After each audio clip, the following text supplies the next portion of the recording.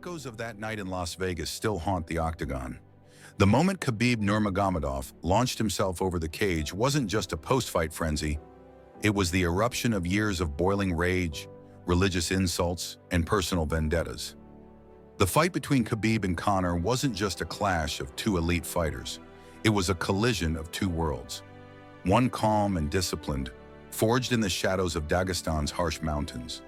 The other loud, brash, and defiant, born under the neon lights of Dublin's chaos. That night wasn't merely a fight, it was war. And the war didn't end with the bell. It began there. Before the punches flew, before the choke was locked in, the narrative had already spun out of control. Conor McGregor, always the master of psychological warfare, didn't just target Khabib's fighting skills. He targeted his faith, his family, and his homeland. He called him a terrorist, mocked his religion, insulted his father, and hurled a dolly through a bus window filled with Khabib's team. For Khabib, this was no longer about defending a title, it was about honor. In his culture, words like that couldn't be left unanswered. And when the cage door closed, he wasn't just fighting for himself, he was fighting for something far bigger. The fight was domination, 4 rounds of controlled violence. Khabib took Conor down, suffocated his movement, and drained his energy like a ghost pulling breath from a body. He whispered to him between strikes, taunting, punishing, reminding him that words have consequences. Conor, usually the predator, had become the prey. And when the neck crank came, it wasn't just a submission, it was a statement. A statement from a man who had been disrespected, mocked, and underestimated. A statement that silenced an arena and stunned the world. But what followed changed everything. Khabib, eyes blazing with fury, hurled himself over the cage like a soldier breaching enemy lines. He targeted Dylan Dennis, McGregor's teammate, the mouth behind the curtain. It was chaos, security rushing in, fists flying, fans screaming. The biggest pay-per-view in UFC history turned into an all-out riot. And in that moment, the UFC didn't just have a spectacle, they had a scandal. This was bigger than any belt. This was personal, primal, and raw. The Nevada State Athletic Commission couldn't ignore the mayhem. Both fighters were temporarily suspended. Fines rained down.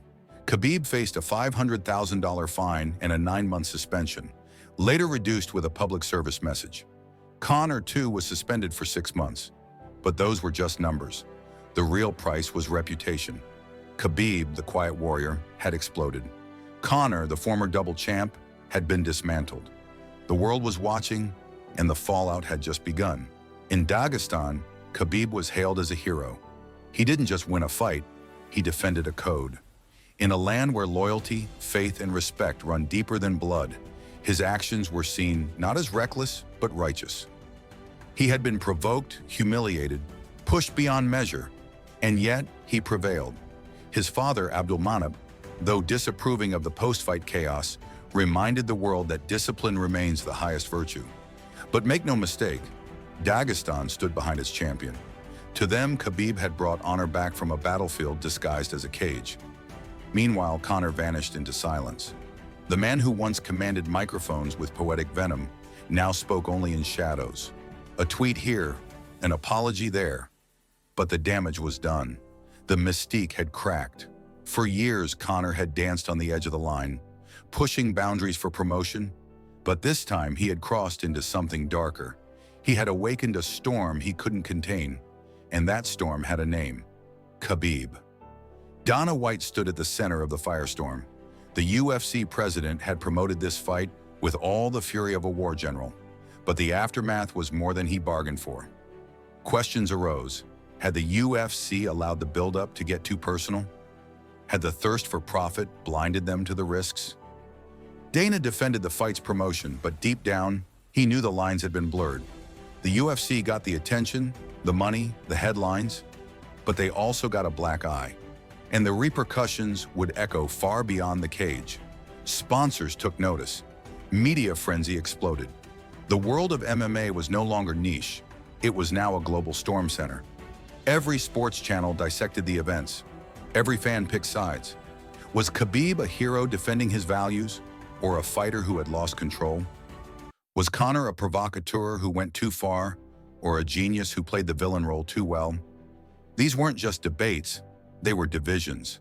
And for the UFC, those divisions were both a curse and a blessing. Controversy sells, but at what cost? Khabib's next move was silence. Not a press tour, not a victory lap, just silence. He refused to promote himself in the typical UFC way. No trash talk, no bravado, just training, prayer, and family. The UFC had never seen a champion like this. A man who walked away from the spotlight as easily as he walked through the fire. But that silence carried weight. It wasn't weakness, it was strength and restraint. And the more he stayed quiet, the louder the world spoke his name. The legend of Khabib wasn't built through words, it was forged in action. While Khabib maintained his quiet resolve, Conor McGregor plotted his return like a wounded king, desperate to reclaim his crown. But something had shifted. The aura he once carried into press conferences and weigh-ins now felt like a fading echo of a past era. His loss to Khabib wasn't just physical, it was psychological. He had been broken in front of millions, stripped of his invincibility. And though he spoke of redemption, the doubt lingered. Could Conor still command the cage, or had the defeat hollowed out the warrior that once electrified arenas with a single stare? The rematch talks began immediately, not because it made sense competitively, but because it was a goldmine. The UFC, always hungry for numbers, dangled the idea like bait in murky waters. But Khabib wasn't interested. He made it clear. Conor had to earn it. Beat someone, anyone, and maybe then the doors would open. But Khabib wasn't chasing dollars. He wasn't seduced by hype. His legacy was already being etched in stone, and it wouldn't be tarnished by theatrics or pressure. He had given his answer in the octagon, and to him that should have been enough. Still, Conor returned. First against Donald "Cowboy" Cerrone, a fight many believed was designed for him to win.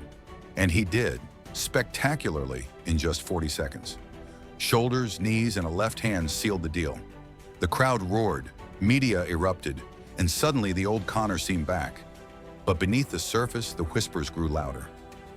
Had Cerrone been past his prime? Was this a real test or a carefully scripted comeback? Conor smiled in victory, but Khabib didn't blink. He saw it for what it was, a show, not a war. And war was all Khabib respected. The UFC pushed harder. Dana White, sensing the momentum, campaigned for the rematch. He called it the biggest fight in MMA history, teased the storylines, fanned the flames. But Khabib resisted. He didn't just want fights, he wanted legacy fights. And Conor, in his eyes, wasn't chasing greatness. He was chasing relevance. Khabib wasn't moved by noise. He was moved by merit. He wanted challenges, not rematches driven by pay-per-view points. And so the standoff began. The UFC pressing for profit. Khabib standing guard over his principles. A quiet war played out in interviews and headlines. Outside the cage, Khabib became a symbol, not just for Muslims or Dagestanis, but for anyone who believed in discipline over drama, faith over fame. He refused to touch alcohol sponsors, turned down endorsements that didn't align with his beliefs, and walked a path few dared to walk in a world fueled by attention. While other fighters begged for cameras, Khabib let his silence speak, and somehow that silence turned into thunder. His following grew, not just in numbers, but in depth. Fans didn't just watch him, they followed him, respected him, emulated him.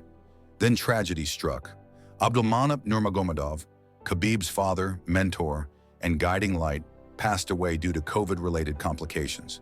It was a blow that shook Khabib to his core. The man who had shaped his discipline, his character, and his fighting style was gone. For Khabib, this wasn't just the loss of a father, it was the loss of his foundation. Many questioned whether he would fight again. Others believed he would crumble. But those who knew Khabib understood he wouldn't crumble, he would honor, and he would finish what his father started. Then came the moment that cracked the MMA world. Khabib laid down his gloves in the center of the octagon and announced his retirement. Undefeated, untouched, unbroken. 29 fights, 29 wins. No controversy, no scandals, just perfection. He said he couldn't fight without his father, that his promise to his mother was to walk away. And with that, he walked off, not just from the UFC, but from the sport entirely. No victory tour, no farewell parade, just a clean, quiet exit. The silence of a storm that had finally passed. The world was stunned. Fighters retire all the time, but not like this. Not at the peak, not undefeated. Khabib's legacy became mythological overnight. He didn't just leave the sport, he elevated it. He showed that you could fight with purpose, live with discipline, and exit with dignity. And suddenly, every fighter who once mocked his style now envied his story.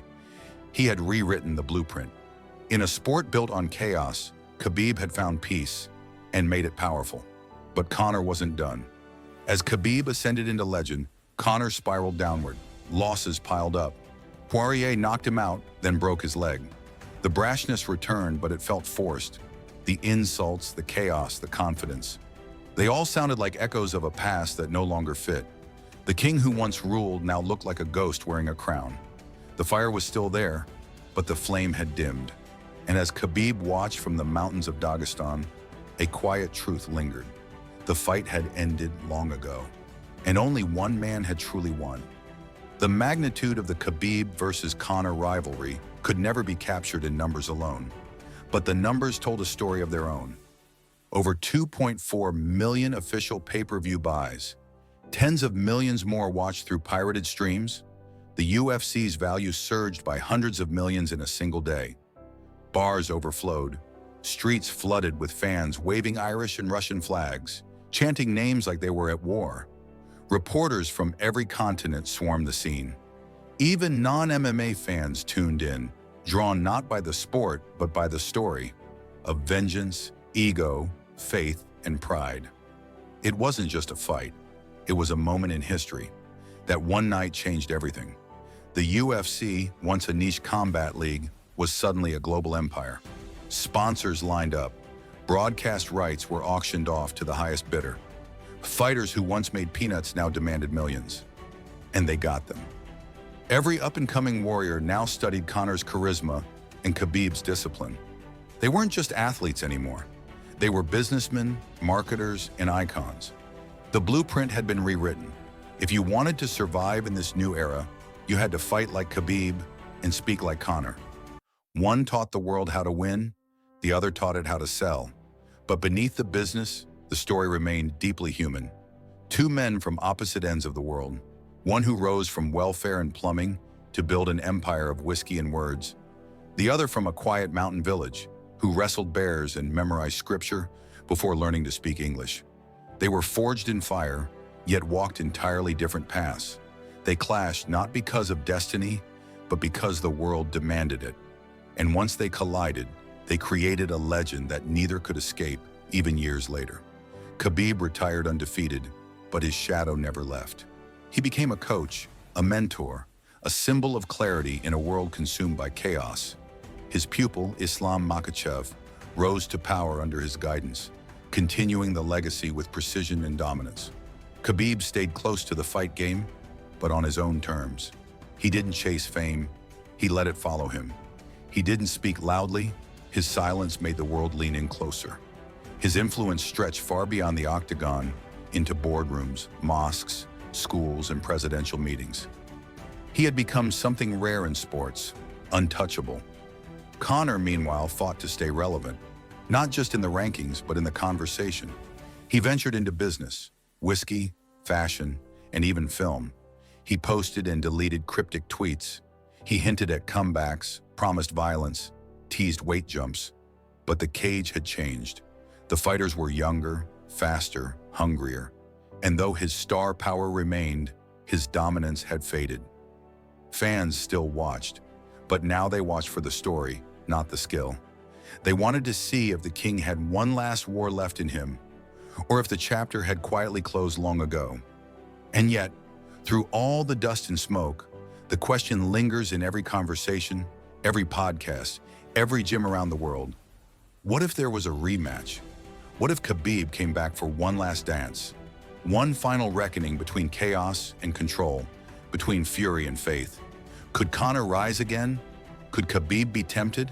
The truth is, neither man needs it, but the world craves it, not for the belt, not for the money, but for closure.